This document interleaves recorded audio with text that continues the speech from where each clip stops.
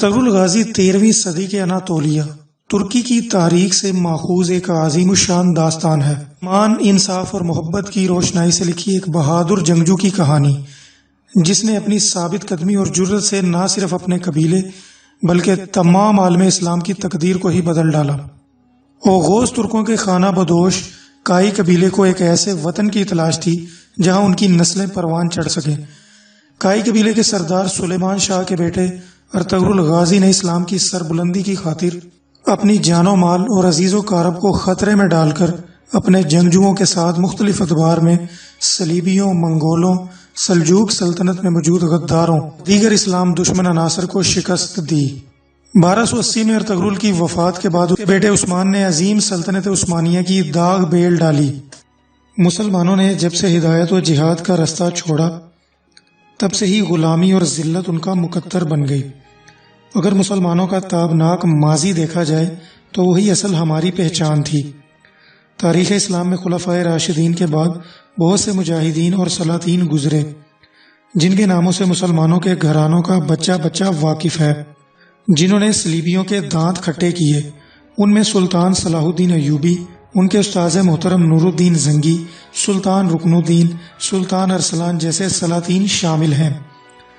لیکن آج ہم جس مرد مجاہد کا تذکرہ کرنے والے ہیں اسے چند سال قبل تک پاکستان میں شاید ہی گنے چنے لوگ جانتے ہوں گے، یا پھر وہ لوگ جو تاریخ کا گہرائی کی حد تک مطالعہ رکھتے ہیں۔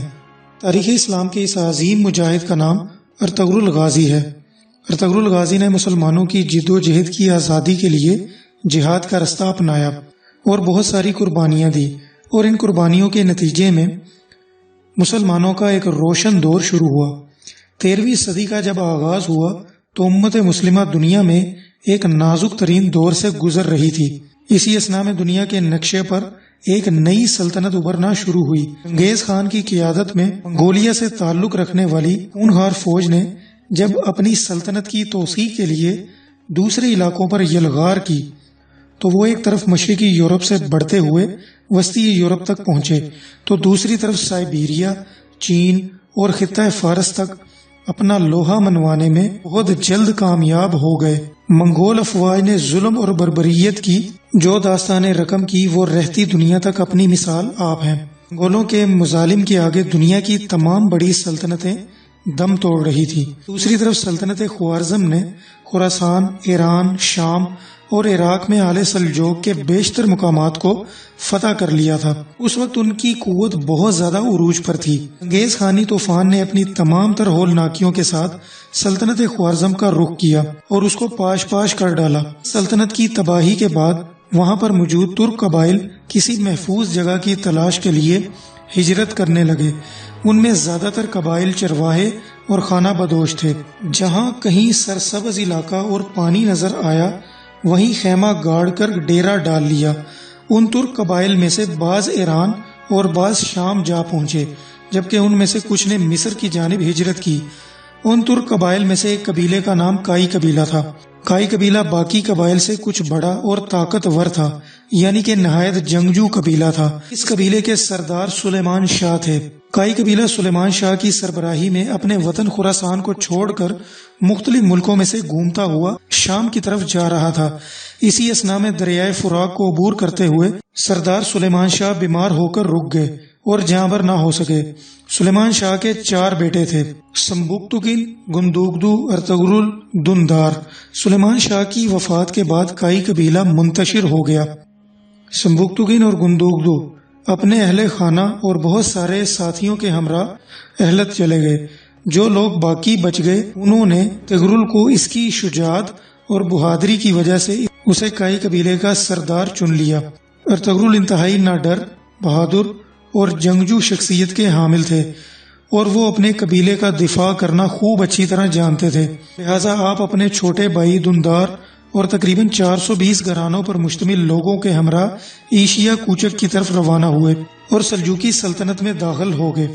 سلجوقی سلطنت کے اس وقت کے حکمران سلطان علاء الدین کیقوبات اول تھے، جو اپنے عدل و انصاف کی وجہ سے بہت زیادہ شہرت رکھتے تھے۔ ارطغرل جب اپنے ساتھیوں کے ہمراہ سلطان علاء الدین کے زیر سایہ پناہ لینے کے لیے پایا تخت کونیا کی طرف جا رہے تھے تو راستے میں انقرہ کے قریب ارطغرل غازی کو دو افواج مصروف جنگ نظر آئیں۔ ارطغرل غازی کسی بھی فریق سے تو واقف نہ تھے، لیکن یہ دیکھ کر ان میں سے ایک تعداد کے لحاظ سے بہت کمزور اور دوسرا بہت قوی ہے، تو اپنے سواروں کے مختصر دستے کے ساتھ، جن کی مجموعی تعداد صرف 444 تھی، کمزور فریق کی حمایت کے لیے آگے بڑھے اور اپنے مختصر سپاہیوں کے ساتھ مل کر مخالف فوج پر اچانک اور بہت تیز حملہ کر دیا۔ مخالف فوج ڈر گئی اور یہ سمجھی کہ ان کو کہیں سے کوئی مدد مل گئی ہے، اور وہ جیتے جیتے آخرکار ہار گئے۔ بعد میں معلوم ہوا کہ ارطغرل غازی نے فوج کا ساتھ دیا۔ یہ سلجوقی سلطان علاؤ الدین کی فوج تھی۔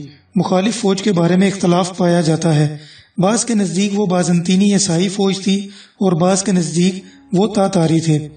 سلطان علاؤ الدین ارطغرل غازی کی بہادری سے بہت زیادہ خوش ہوئے اور اپنی سلطنت میں انقرہ کے قریب کرائے داد کا علاقہ دے دیا۔ یہ پہاڑی علاقہ تھا، کئی قبیلہ پھر یہی آباد ہو گیا۔ کہا یہ جاتا ہے کہ سلطان علاؤ الدین نے اس لیے یہ علاقہ کئی قبیلے کو دیا تھا تاکہ بازنطینی کی طرف سے کسی بھی حملے سے بچا جا سکے اور سلجوقی سلطنت اس طرف سے محفوظ ہو جائے۔ سلطان نے ان کو اجازت دی کہ سرحد کے ساتھ ساتھ علاقوں کو فتح کریں اور ان کو سلطنت میں شامل کریں۔ یہ علاقہ بازنطینی سلطنت کے بالکل ساتھ جڑا ہوا تھا۔ ارطغرل غازی نے کچھ ہی عرصہ میں اپنی شجاعت اور بہادری کا سکہ بٹھا دیا۔ کچھ عرصہ ارطغرل غازی کو سلطان علاؤ الدین کی طرف سے سبوک شہر بھی دے دیا گیا۔ ان فتوحات کا نتیجہ یہ ہوا کہ باقی بہت سے ترک قبائل ارطغرل غازی کے ساتھ مل گئے اور انہیں اپنا سردار تسلیم کر لیا۔ اس طرح ارطغرل غازی کی قوت روز بروز بڑھتی چلی گئی۔ ان کا اقتدار گرد و پیش کے علاقوں میں قائم ہونے لگا۔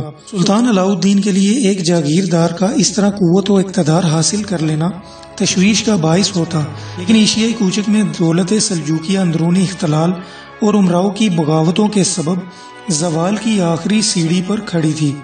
اگرچہ کونیا میں سلاطقہ روم کی شان و شوکت اب بھی نمایاں تھی، تاہم حکومت کا دائرہ نہایت محدود رہ گیا تھا۔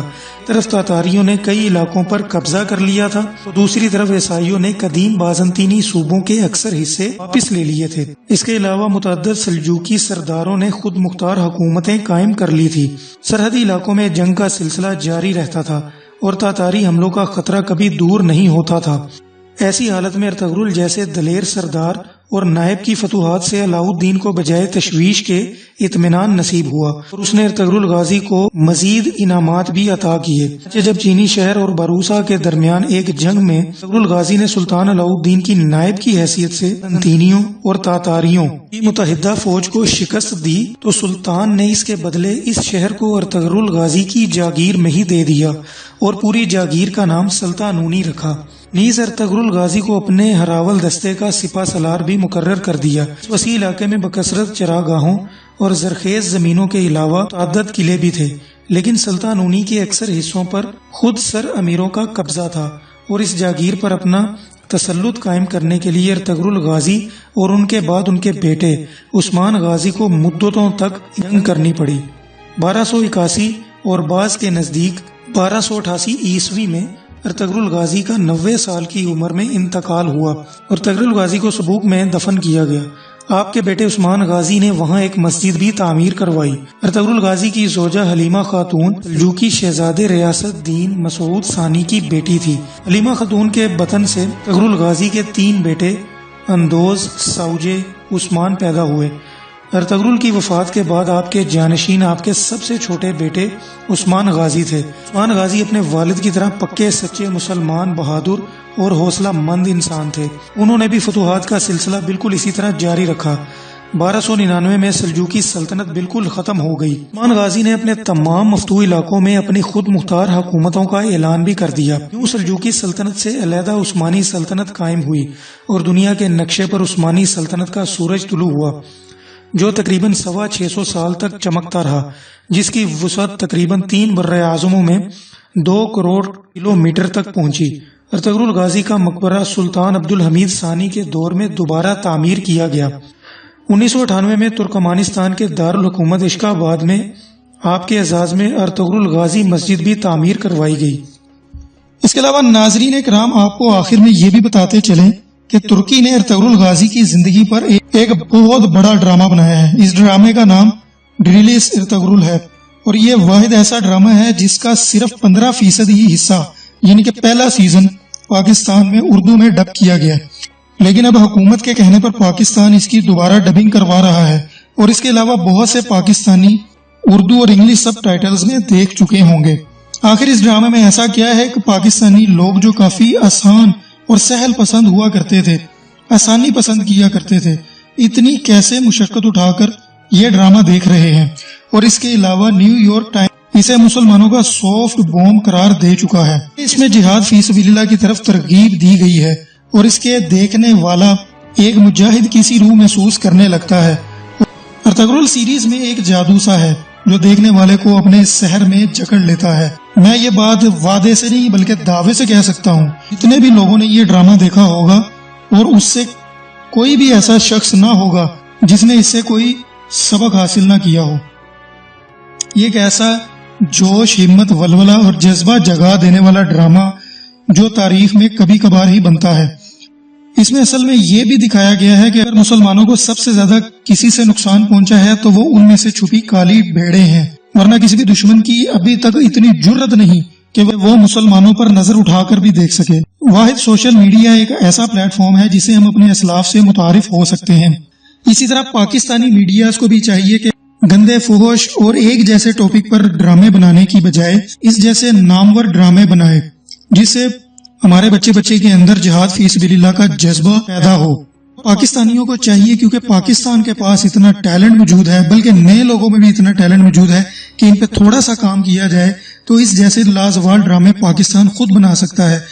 تو میں صرف یہ کہنا چاہوں گا کہ پاکستانی جتنے بھی پروڈیوسرز، ڈائریکٹرز اور رائٹرز ہیں ان کو اس طرح کے ڈرامے لکھنے چاہیے، نہ کہ ایک ہی طرح کے ٹاپک جو صرف عشق و معاشقہ سے جڑے ہوئے ڈراموں کو دکھاتا ہے، جس سے صرف وقت کا ضیاع ہے اور کچھ بھی نہیں۔ اس سے بہتر ہے کہ پاکستانیوں کو ہالی ووڈ، لالی ووڈ اور بالی ووڈ جیسے غلاظت سے باہر نکل کر ایسے ڈرامے بنانے چاہیے جن کا ہمیں کوئی اچھا سبق بھی مل سکے، کیونکہ پاکستان ایک واحد ایسا ملک ہے جو کلمے کے نام پر بنا تھا۔ انشاءاللہ پاکستان پوری دنیا میں امت مسلمہ کے لیے ایک قلعہ بن کر رہے گا، اور قیامت تک اس کا نام انشاءاللہ عز و جل باقی بھی رہے گا۔ پاکستان زندہ باد۔ اگر ویڈیو اچھی لگے تو ضرور اپنے دوستوں کے ساتھ شیئر کریں، سبسکرائب کریں، لائک کریں۔ تھینکس اے لاٹ۔ اللہ حافظ۔